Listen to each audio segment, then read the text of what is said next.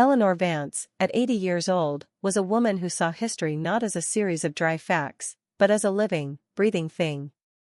Her mind, as sharp as the crisp New England air, was a vast archive of forgotten stories and local lore. She had spent a lifetime as a historian, and in her retirement, her small cottage in a quiet Massachusetts town was a sanctuary filled with books, maps, and the comforting scent of old paper.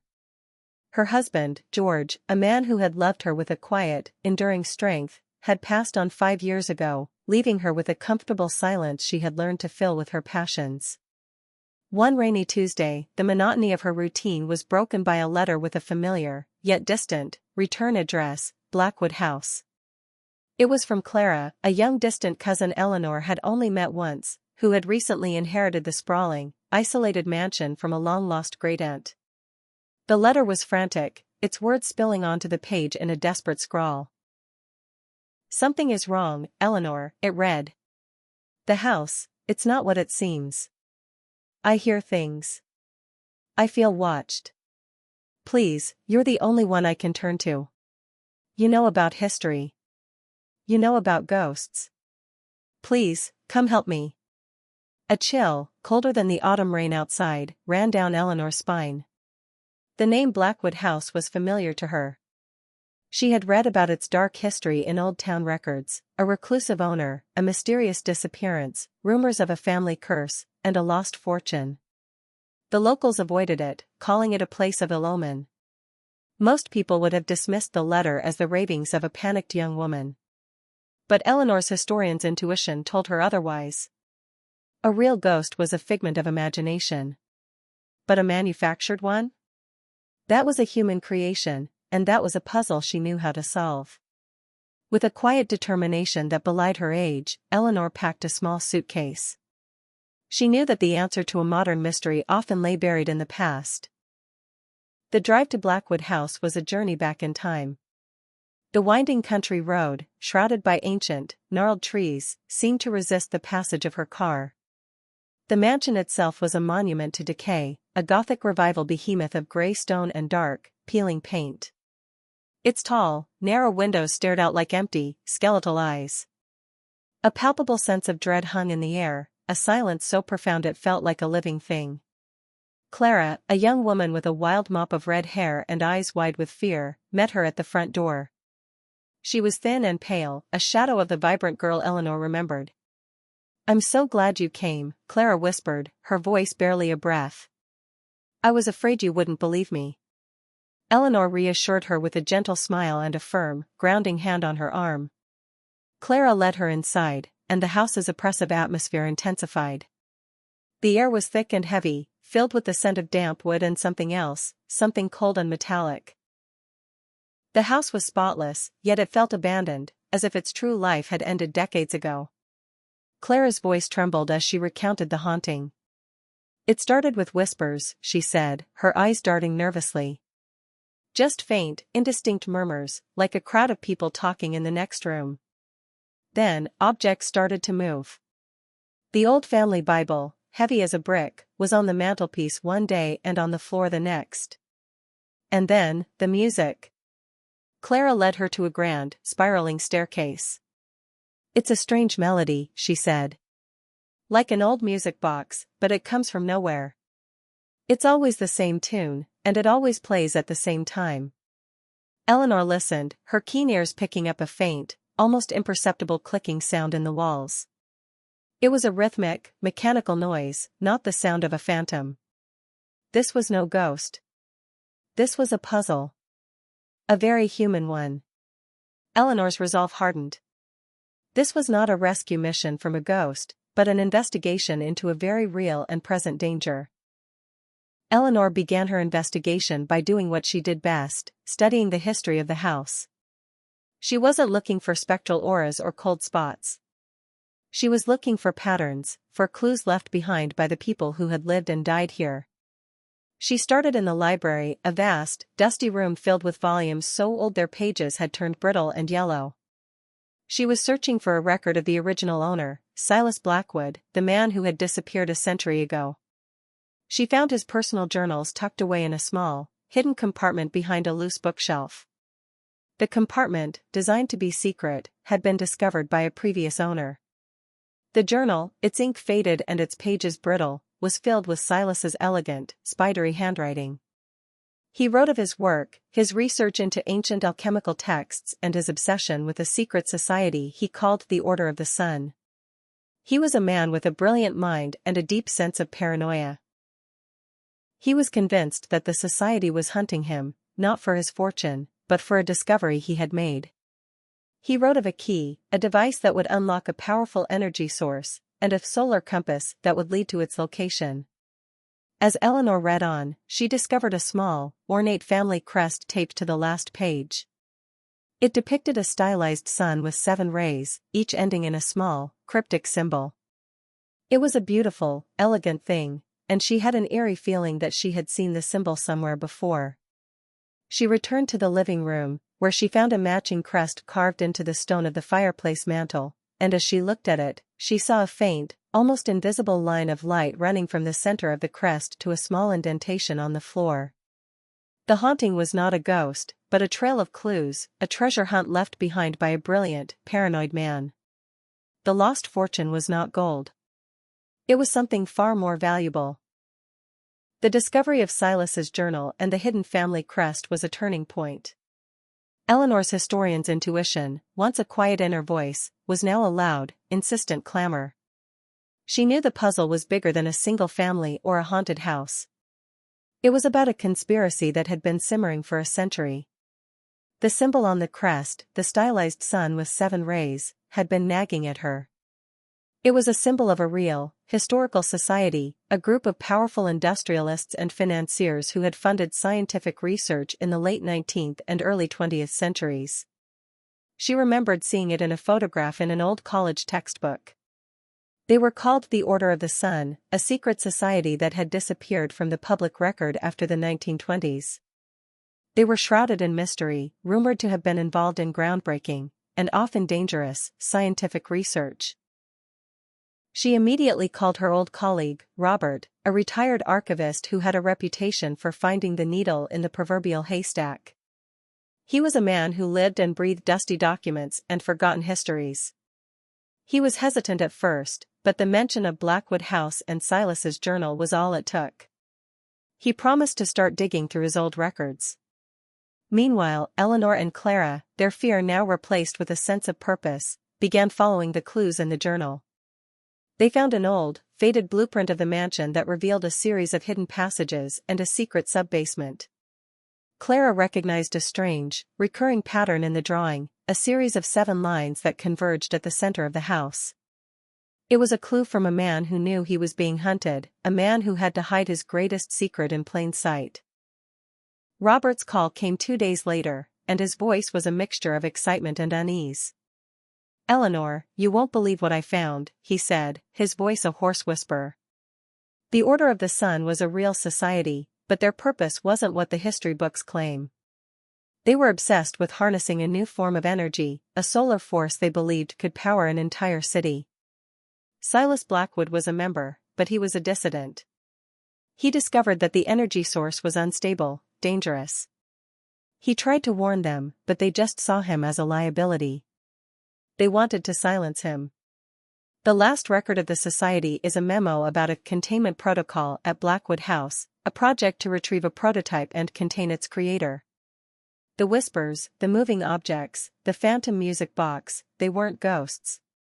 They were a sophisticated security system, an alarm designed to ward off anyone who came too close to the truth.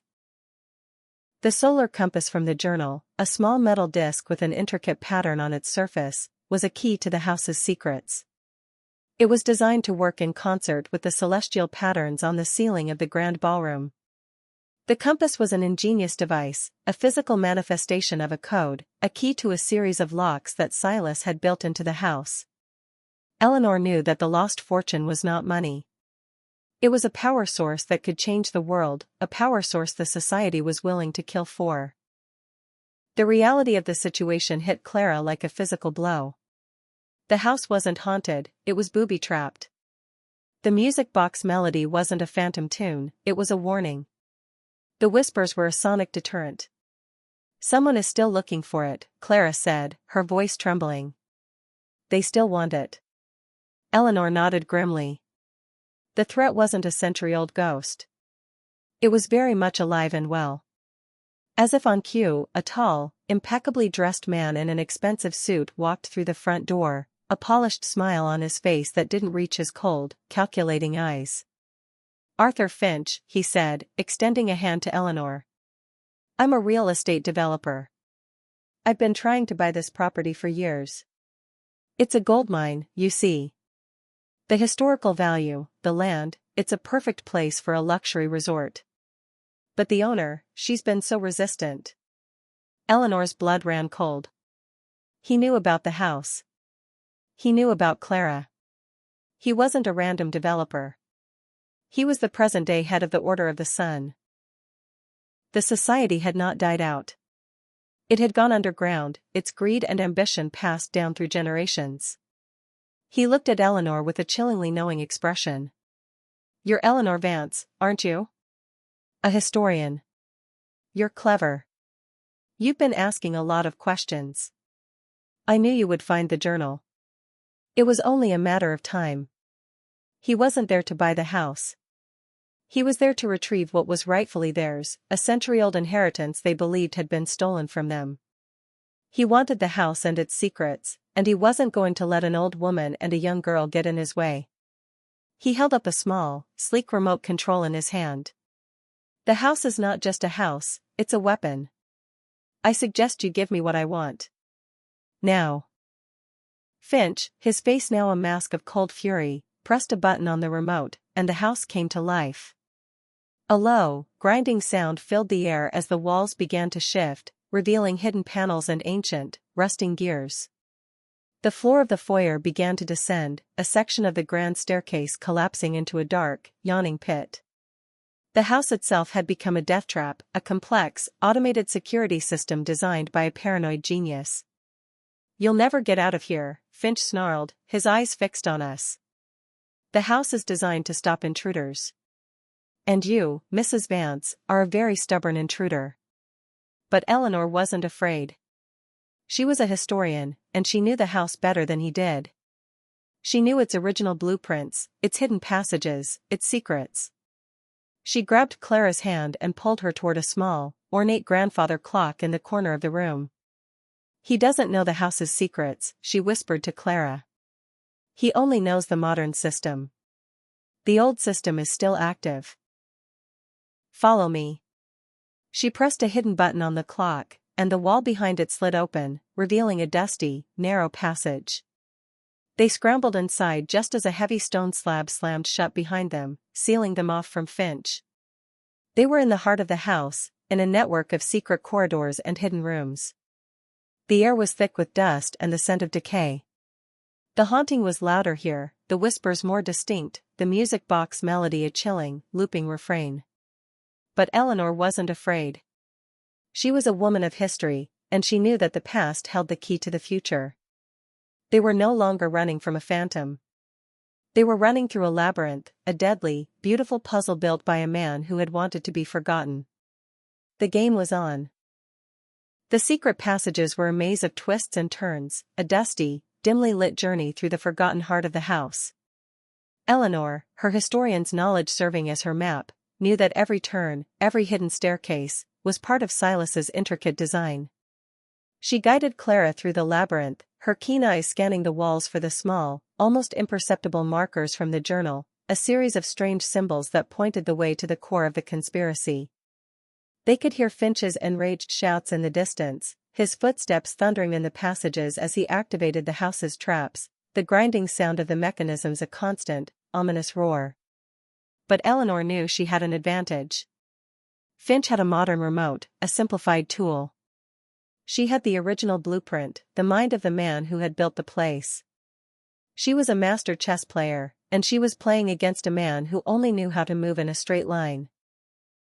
They made it to the sub-basement, a dark, damp place filled with the skeletons of old machinery.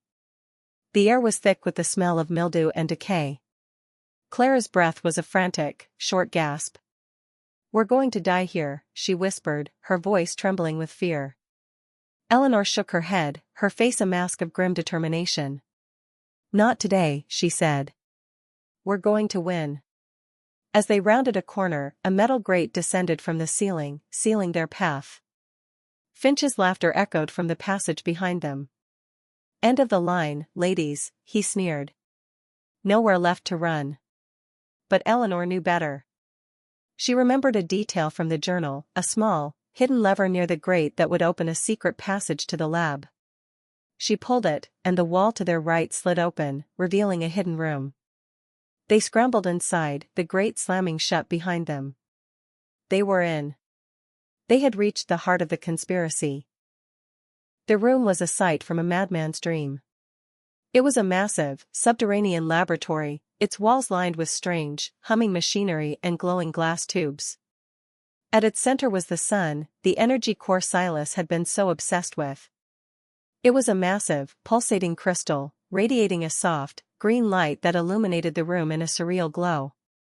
This was it. The real reason for the haunting, the family curse, the lost fortune. It was an energy source, a clean, limitless power that could change the world. It was a beautiful, terrifying thing, and it was the center of a century-old conspiracy. Finch, his face a mask of cold triumph, descended into the room. He had found the main entrance to the lab, and he had them cornered. "The key," he said, his voice a low growl. "Where is it?" "I know you have it. You've been unlocking the house's secrets. You've made it this far, but you can't go any further." He held up a small, sleek gun, its barrel glinting in the green light. Clara was terrified, but Eleanor stood tall, her eyes fixed on the pulsating crystal. She had an idea, a crazy, desperate plan. She had read about the crystal in the journal.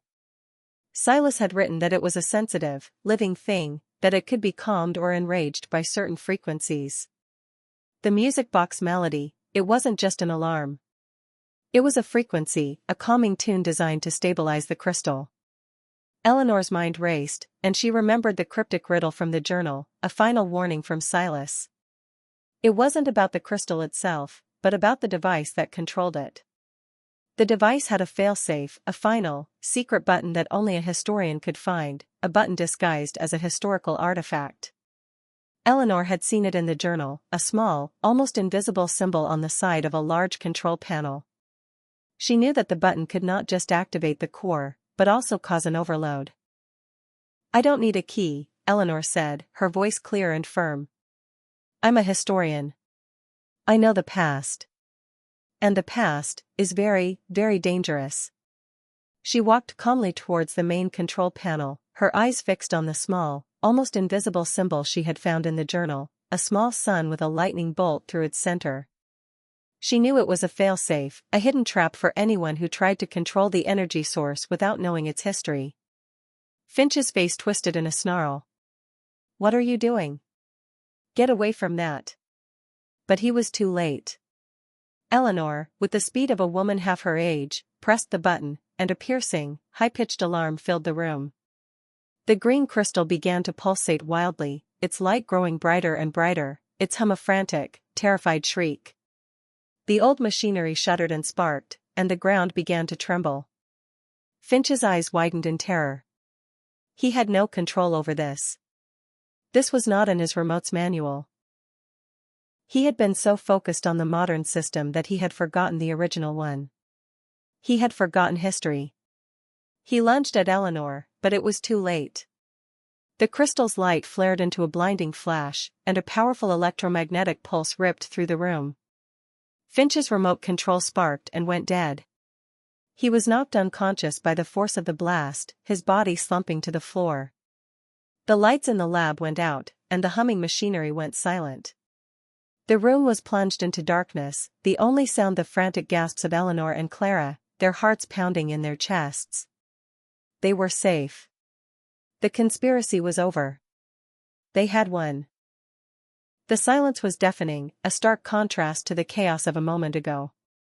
Eleanor and Clara were safe, huddled together in the darkness, their hearts pounding in their chests.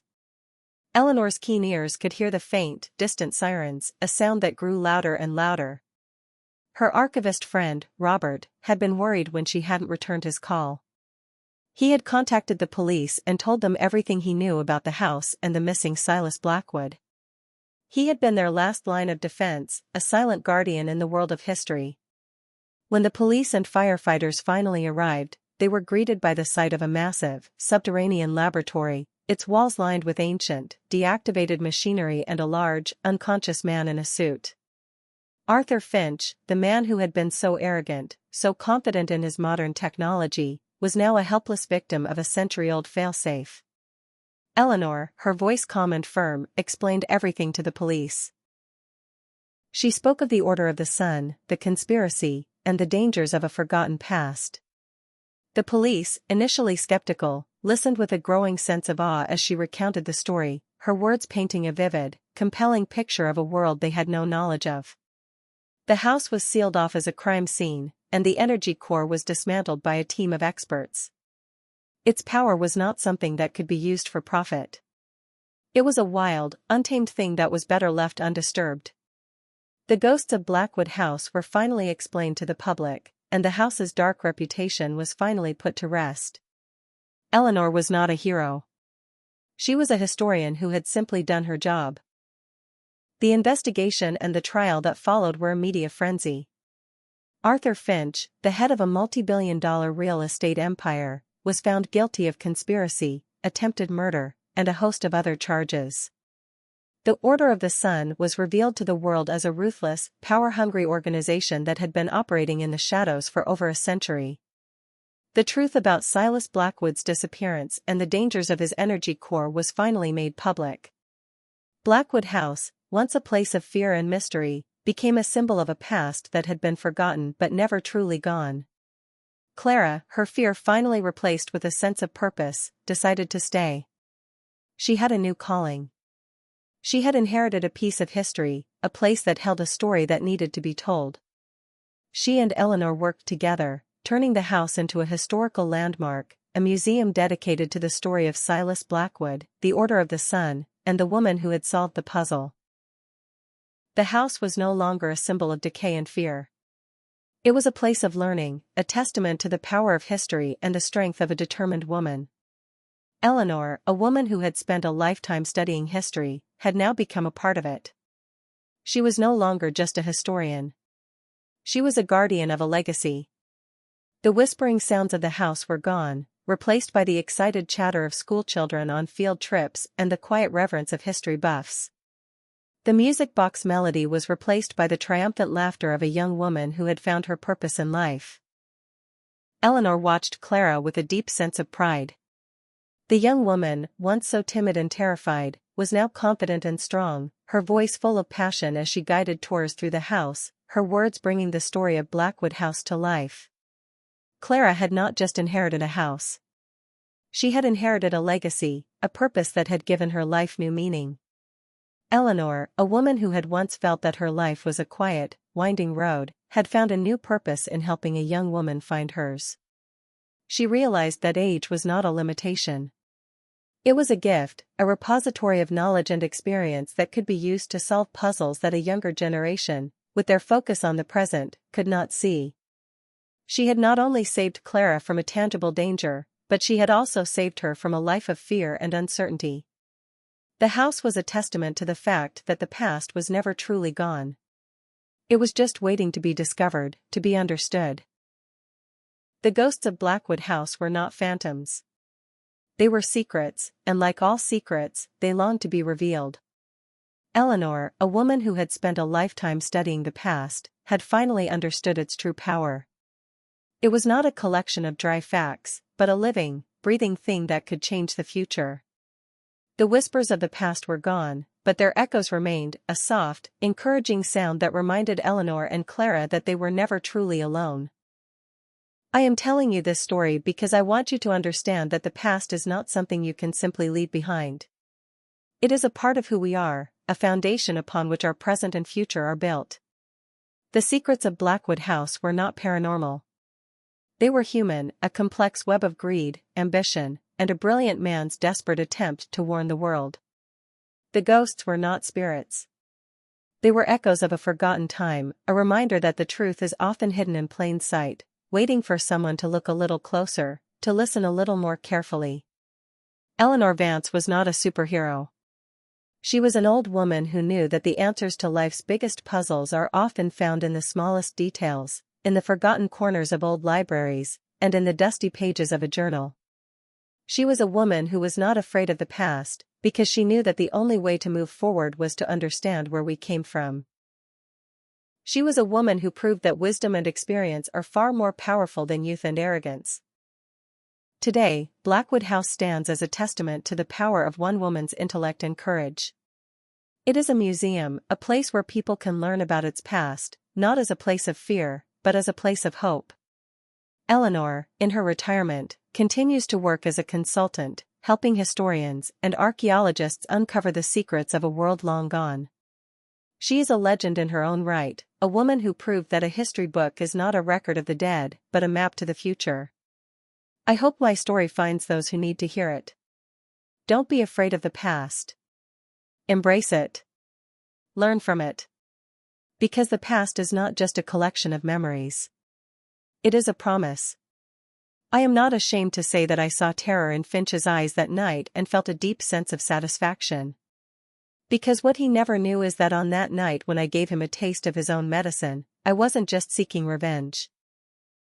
I was ensuring that even if he escaped prison, he would never have the courage to approach me or my children again. The fear I planted in him that night was so deep that he carried it to his grave. Thank you for listening to my story. I hope my words find those who need them. Don't forget to subscribe to the Stories of Grand Women channel and like this video if it moved you. Remember, some serpents die from their own venom, and some are crushed by the very prey they tried to swallow. Finch tried to swallow us, but he choked on his own evil.